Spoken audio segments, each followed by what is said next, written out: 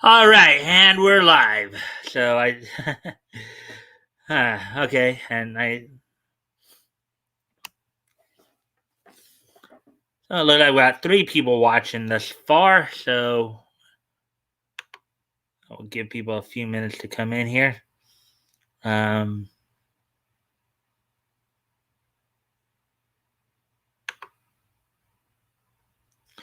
Now you're still muted. Sorry about that. Hi, Mike. Hello, Hey, everyone. and now the counter's going through on now. YouTube saying that we have 3 people watching, but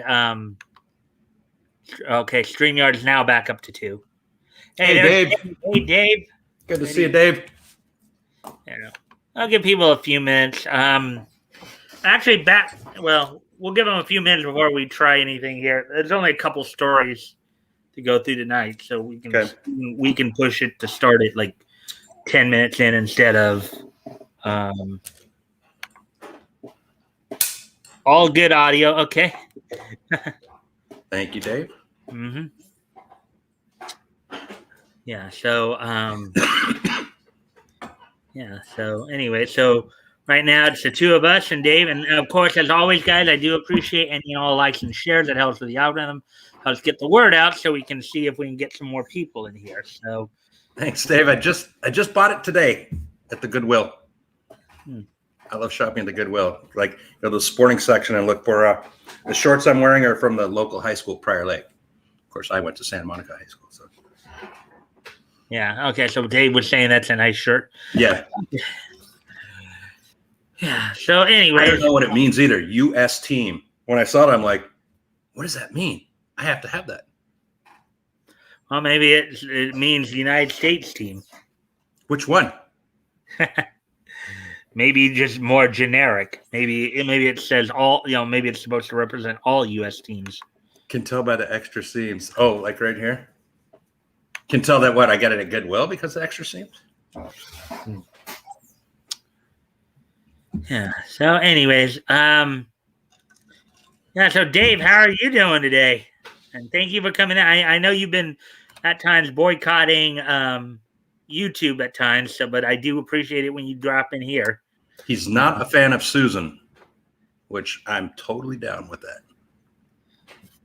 I don't think a lot of people are. She's not a friendly person.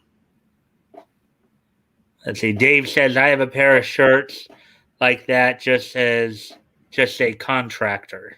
It's a good shirt because I think so. When I picked it, and I'm like, it looked pretty new-ish. I mean, I bought shirts before at Goodwill that still had the tag. I bought an Under Armour shirt for Prior Lake basketball, and it still had the tag on it, like it had never been worn.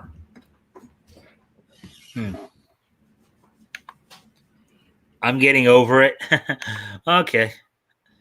So what does that mean that you might actually start watching people more again?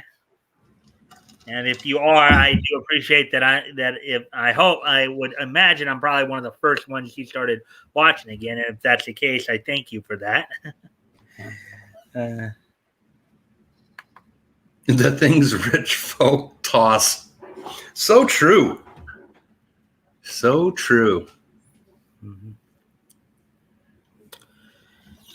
Yeah, so, well, we're coming up on 5 minutes. As I said, we only have a couple of stories to go over tonight, so, y'all. And I had said, like, kind of last week too. I don't know if I mentioned it to everybody else. I did mention it to Batgoat, where on Friday night here, we're gonna probably try to go more for a harder 5-minute start more of the time because we're gonna be covering more story. There are times we're gonna be covering like quite a few stories with quite a few pages.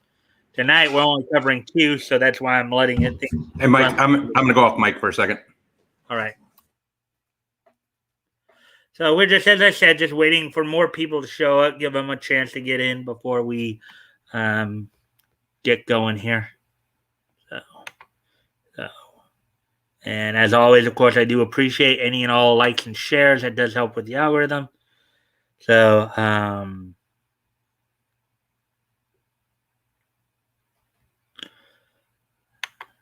we're just waiting to see if more people show up.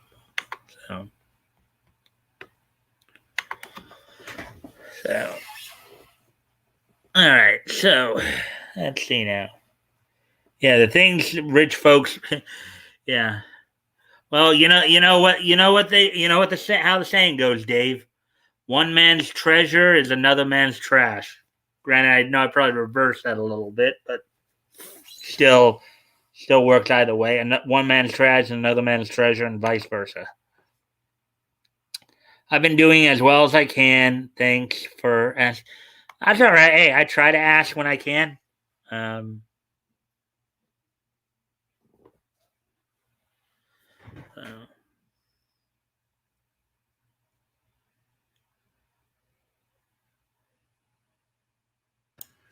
All right, I'm back. Sorry about that. My roommate just got home. He'd been golfing all day, so we were just talking. oh, he got into disc golfing too, or does he? No, he's a real golfer. So Oh, he said they golfed 27 holes today, so they were out all day. Yeah, I remember, when I was a kid and in early high school, there were a few times I went out with my grandfather to golf a few times. It was on a bunch of it was usually on a par 3 course and all that, but I did as well as expected. Somebody who doesn't golf much. Yeah, that's it's not an easy sport or skill or whatever people want to call it.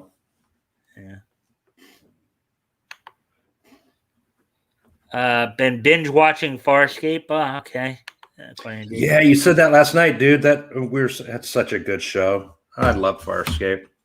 Yeah. A real golfer. I know. I made fun of myself by saying that, didn't I? Yeah. Because I love disc golf. Well, I understand why you said. I mean, most people when they hear the word golf, they think of like Jack Nicklaus, Arnold Palmer, Norman, Tiger Woods. They think of the iron sticks and stick and ball golf, not frisbee golf. I know. Right. It looks like I think they're getting dim enough to where I can go ahead and turn on my lights. I'm gonna just go off screen for a quick sec. Back out to turn on the light in my room here. Okay, very cool. All right. So Dave and putted and been to a golfing range, never been on a legit field. I would say, Dave, you're in the same boat as quite a few people. I think know how to putt and been at putt golf and can go to a range, pick up a club and hit a bucket of balls, but actually don't go out golfing much or have never golfed. Like, I don't think that's too out of the ordinary. I guess, yeah, I was hitting buckets of balls in high school when my friends, they knew how to golf and they just taught me how to hit balls. So I knew how to hit balls before I actually went on a golf course. All right. So we're at the 8.5 minute mark. We'll probably start at 10, me getting into the actual comics here. Let's see.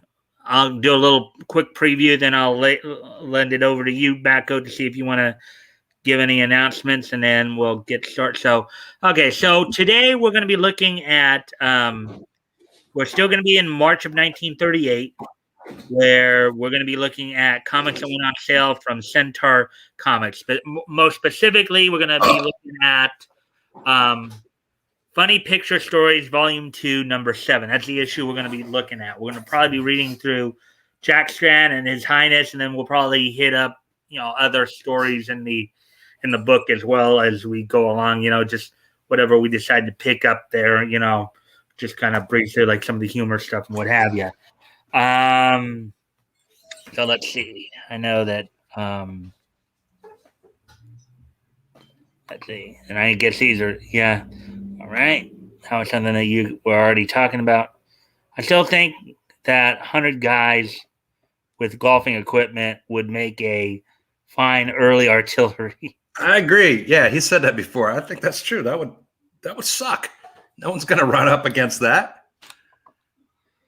And then noise, because I did a mic check by burping into the Dazzler 3000. We have a fourth person joining us. Hello, fourth person. How you doing tonight?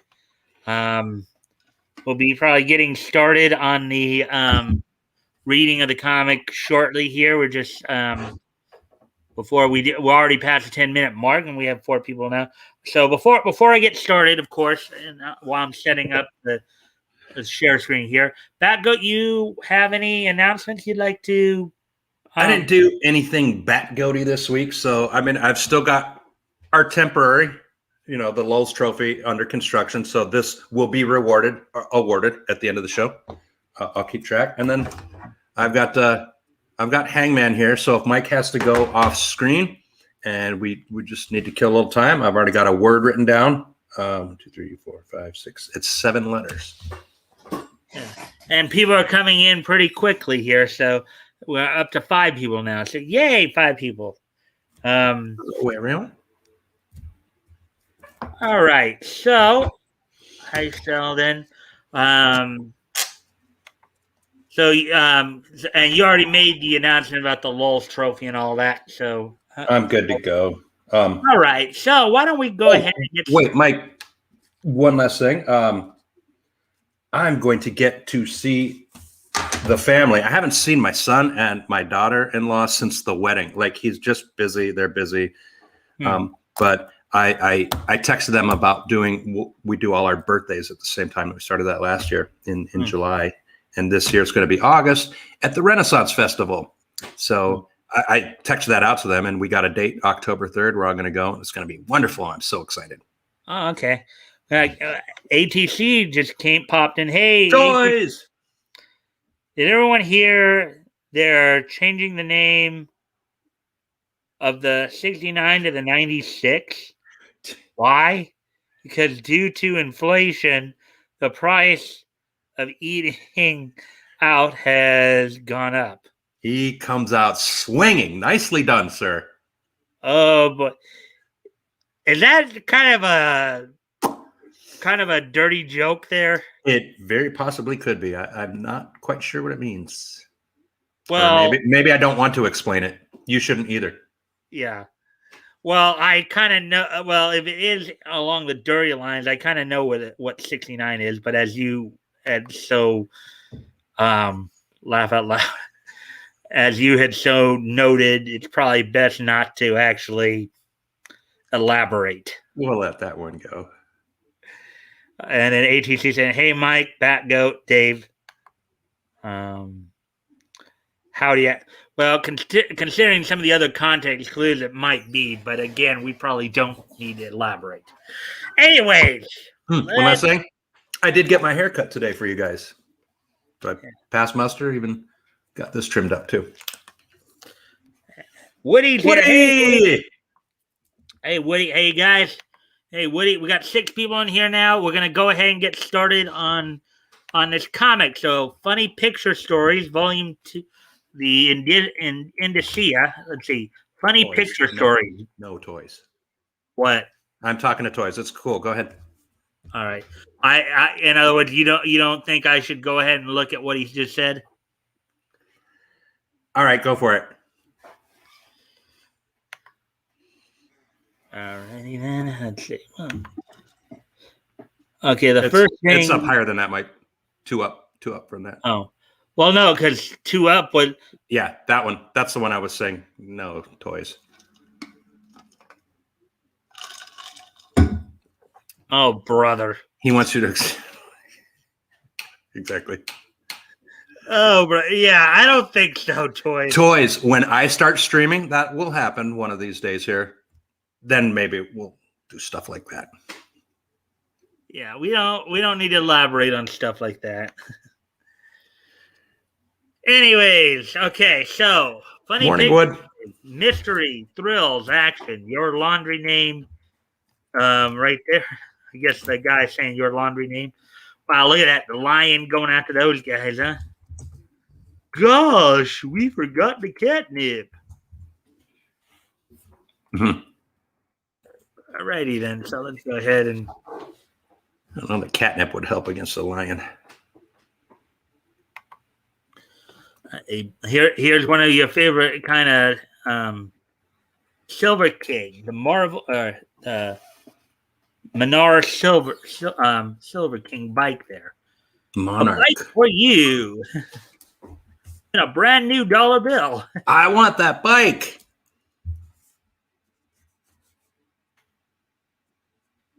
then laugh. And then, of course, as I said, we'll probably go back through some of these other ones. Let's get over to here. We go. So, of course, Jack Strand. We're going to be reading over Jack Strand here a bit.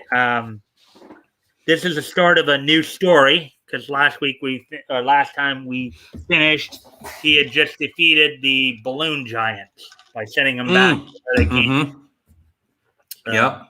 Those giants that would like, wait, did they fly or did they jump up and stay in the air for a long time? Or they'd hold their breath and float up, right? Yeah. Basically, they could become human balloons, or mortal balloons by holding their breath. So. Yeah, but he burned them all. He burned them all up. Right. All right. So here we go. New story from Jack Strand, of course, by Frank Frollo, who wrote and drew the story here. So let's get into this. I'm too old for the task, Jack. It's mighty dangerous.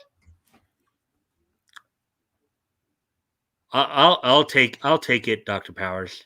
Your idea of civilization under the ocean interests me. Batgoat, you will probably recognize as we read through this, you will probably recognize the theme pretty quickly because it's a pretty common theme from this time period. In fact, we read it kind of once before, one of the underlying themes. So okay, I'll see if I can pick it up. And if you don't pick it up, I'll explain it as always. Okay.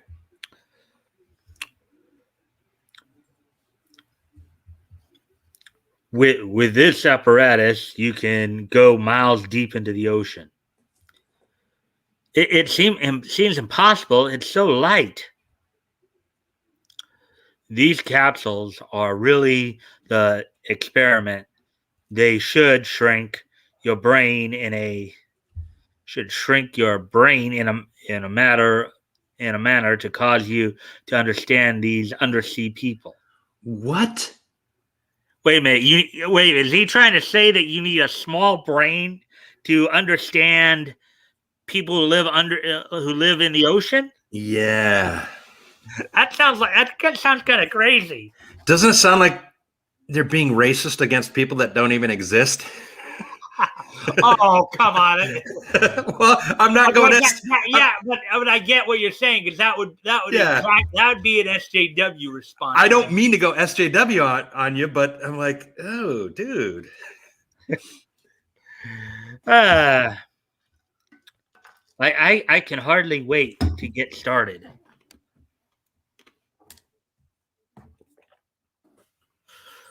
But remember, okay, I got to straight. Come on, Mike. Come on. Figure out. Doctor's voice. Doctor's the guy with the white hair. Jack's the guy with the brown. Okay, that's all right. You got it.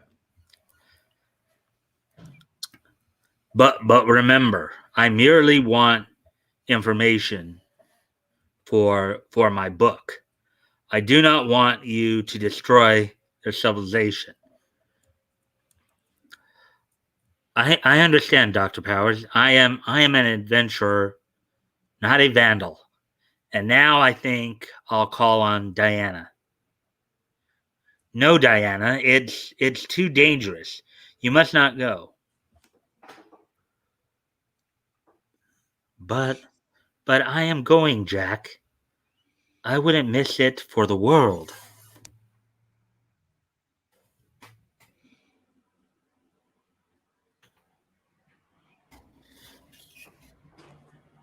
Who can that?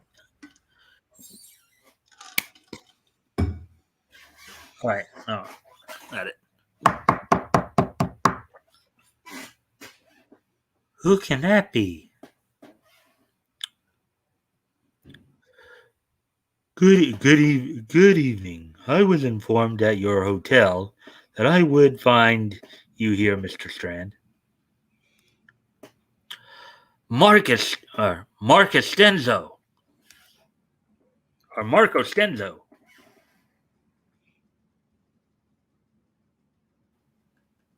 Hi, 80. 80's here, huh? Hey, 80. It's all right. It's all right to talk to Stenzo, Miss Carlin. Miss Carlin can be trusted fully.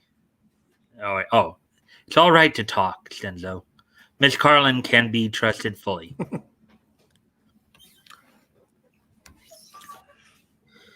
Yes, of course. Then briefly, I came to suggest that, knowing of your mission, we could all become rich. I'm not after money, Stenzo.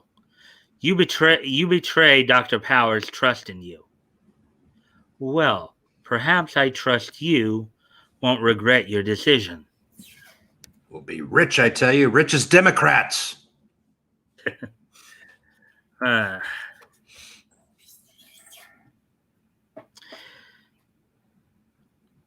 that was Dr. Power's former assistant. I don't like him. He would like to know Power's secret. Do do you suppose he will try to learn it some other way? Impossible, Diana. Powers has worked secretly for years. I've known him intimately for a long while and never even suspected the nature of his researches. Now, before anybody gets any kind of idea, there's nothing queer going on here. Okay, just simply because he used the term intimately. Okay, so let's just make sure everybody knows that. I think most people get that. You can have intimate knowledge of a subject or a thing, and it doesn't mean an emotional or sexual type of thing, right? Right. But in today's world, you never know. True. So that's why I just went with the disclaimer right there. Woody made a really funny joke a couple back. It kind of goes to the comic here too. Let's see. The last Woody comment. Once my brain shrinks, I'll be able to understand the plot of this comic. All right. 80, yeah, 80. So we already said hi to 80. So, anyways, oh, what was this? Let's hear from Dave here. Jack O'Neill to the Asgard that one time. So you literally can't think dumb enough to fight the replicants. Well, you've come to the right place. Okay. That's funny too. I give him credit for that. That's good. All right. And then we already said, okay. So, anyways, YouTube hates me using this emoji and too close together. I understand what it means. Well, I didn't even see the emoji or understand the emoji, but and I probably still don't. But anyways, let's get back to the story here. Okay. Right, Batgoat? Let's see. Okay, there we go. Still, that man looks dangerous.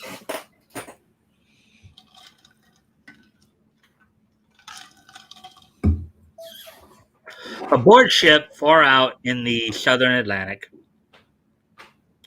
I fear for you yet how I wish I could accompany you. Don't worry, Dr. Powers.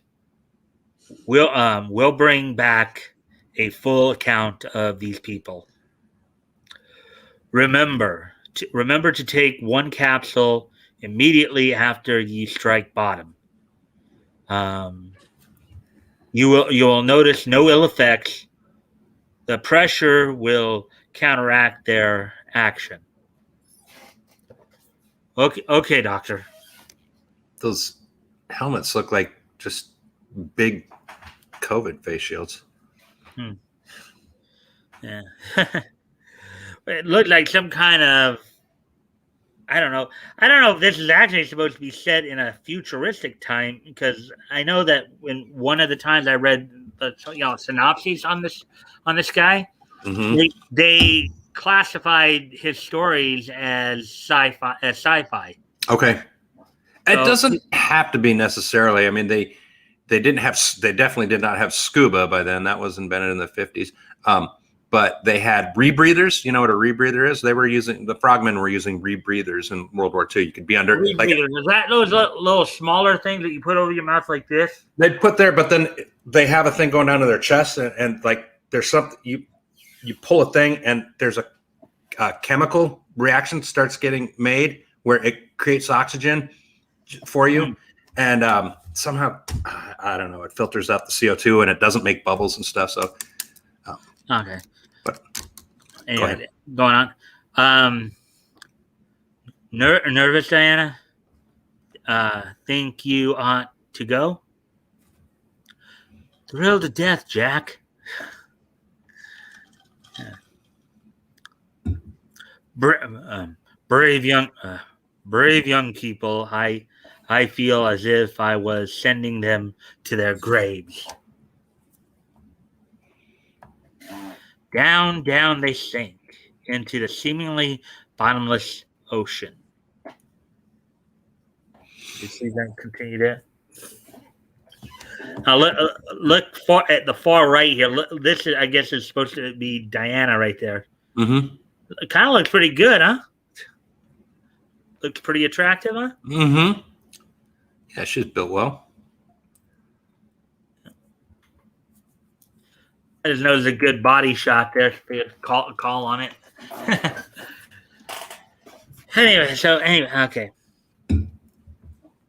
We made it, Diana. Now we must each take one of these capsules. I don't feel pressure at all, Diana. After taking that capsule.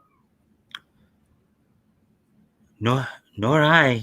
And we're breathing like fish. And we can talk to each other naturally. How convenient. What a great pill. Some kind of oxygenator. What Batgoat? I just heard you go. How can they talk and sit there and act human if they just shrunk their brains down to fish size? Wouldn't they be like pooping themselves and going?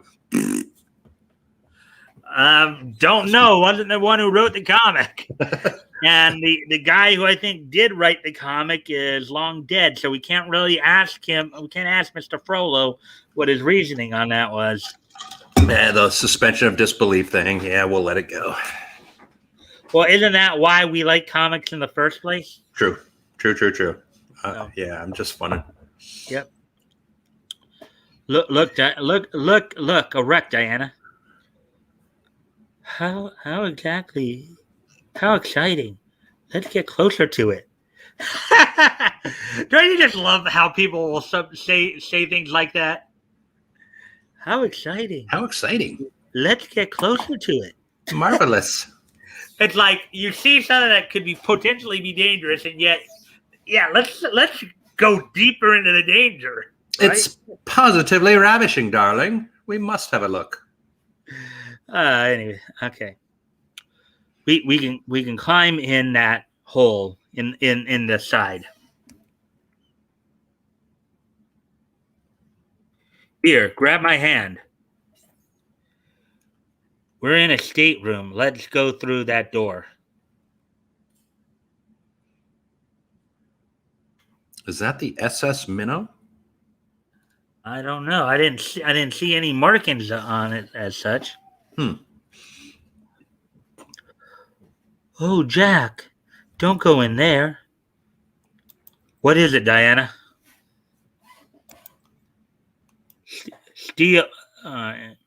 Steel yourself, dear. These poor things can't harm you. Oh, I know it. It was just the shock. Okay, Batgoat, you want to explain? I kind of know what it is, but for everybody else, what do you think the word steal in that context means. Oh, people used to say all the time, steal yourself means like strengthen yourself or have resolve, plant your feet firmly on the ground and, don't back off to danger type of, to put it in a general way. Yeah. Yeah, that was basically how it was. When you heard somebody say like "steal yourself," as said here, that was usually what it would mean. And I'm sure anybody with any decent understanding of context could figure that out. But obviously, one of the things we like to look at is sometimes how words are used and phrases are put together to compare them as to how we might say it today or put it today. So. It like today, you would say sack up. Right. Or, sack up or balls up or have some guts, Yeah. Yeah. Now, or actually a popular one that's been going around quite a bit, man up. Yeah. Well, sack up is the meaner version of it. Yeah. Yeah, totally. See. Let's look around. Dr. Power said these undersea people often hung around sunken vessels. Isn't this a beautiful cabin? This must be the captain's cabin. That's a huge vault. Is where that huge vault is where valuables were stored. Look, Jack. The door is not fastened. Odd. Wonder who could have opened it during the storm. And stranger still, the lock is smashed. Just look at all the wealth, Jack. Worth millions in gold and gems. Something up, back up? They're cracking me up. I can't stop reading this, and they're. Are they coming up with some good jokes there? Yeah. You want to read them off to me, or? Okay. Well, Dave he told you to press on. He said, yes, press forward with his popcorn. He said, I wonder if this is Proto Aquaman we're looking at. What he says, I see dead people, which is funny. And then 80. I'm not quite sure what this means, but it made me laugh. Quite the package, green trunks. Yes. Okay, 80. Going back to grazing again. Steal yourself. Instructions unclear. Have concussion, which means he hit himself on the head with like a steel pipe. LOL, just like standing erect, and Toys has to, of course, finish off strong. So that was just a machine gun of funny comments, and it got me. I was laughing there. Sorry. No problem. Yeah. You guys broke Batgoat. Yeah. This must be the Verona that was lost at sea recently. I remember reading that it was carrying a huge wealth in its new modern vault. Do you think we should notify authorities at once? No, this will be a good ship in which to wait for these undersea people. No doubt, it will attract them. Yes, of course. No one will take it, and we can report when we get to the surface.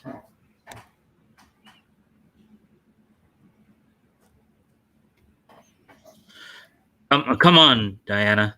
We'll go on through the rest of the ship.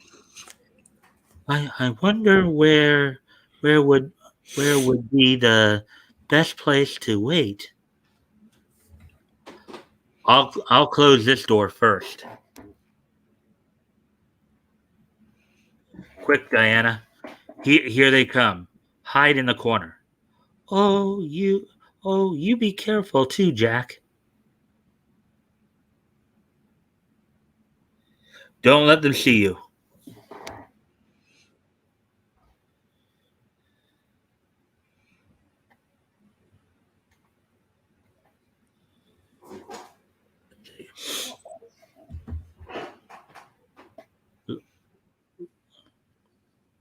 Look, they're opening the vault, and they're going inside.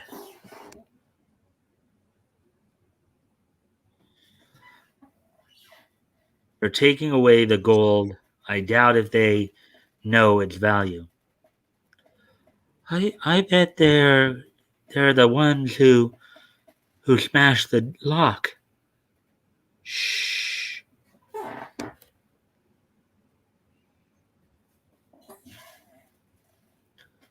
They've seen us. Crack! Eka! Back! Help! Don't resist them. Don't resist them. Not now. They'll kill you. Crack! Crack! Eka! Durka. How will Jack and Diana escape death at the hands of these fishmen? Continue next issue, which we probably won't see again because it'll probably be a while before we even cover Centaur again. And I do know that the next issue in this is there's no copy of the comic, so even if we were able to find the comic after that, it would be like it'd be out of sorts. But as always, we just look at these, just to see them as samples. Anyways, sometimes getting into the stories is cool and seeing how. Mm-hmm. How the communications would work. I still want to see him beat the snot out of the fisherman, though. Yeah, that might be a very interesting story. Okay, so now I've already clicked a couple pages, but let me go back to the last page of that story for a moment. Okay, I told you earlier, Batgoat, that you might be able to figure out a common theme or plot point in this. You want to give a guess as to what I was alluding to? Possibly, but I think I'm wrong. The idea of people sinking ship to get treasure? No, not quite. We actually kind of hit upon this as well when way back when we read Flood Valve number 5 as well. The idea of that was the one I was thinking. It was underwater, but there was still air in there. They were right. Let me say what I was going to say, and then okay.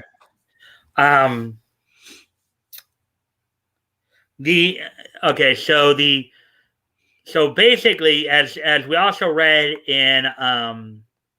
in Flood Valve number 5, and this was pretty much kind of a common theme in some older stories too, where you might have like an assistant or a subordinate who, so you have a situation where you have a scientist, right, where they come upon this world-changing discovery, whether it's a weapon or some kind of new, food or substance or what have you, and they have an assistant or a subordinate who wants to do away with them so that they can so either they can, maybe not as much with Flood Valve number 5, but basically where you have where a scientist gets killed off so that whoever kills them off can take possession of their invention, this world-changing invention, to